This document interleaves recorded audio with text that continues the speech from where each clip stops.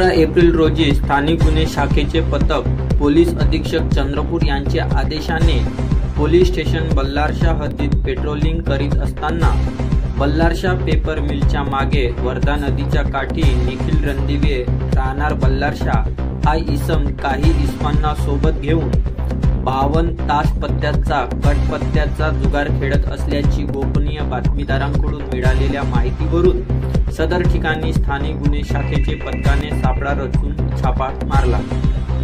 घटनास्थळावर चंद्रपूर, राजुरा, बल्लारशा येथील राहणारे एकूण 11 आरोपी इसम जुगार 52 तास कटपत्ता गेम खेळत असताना मिळून आले। जुगाराचे डावावर व त्यांचे अंग झडती एकूण 1,78,300 रुपयाचा मुद्देमाल मिळून आला। 11 आरोपींना ताब्यात घेण्यात आले आहे।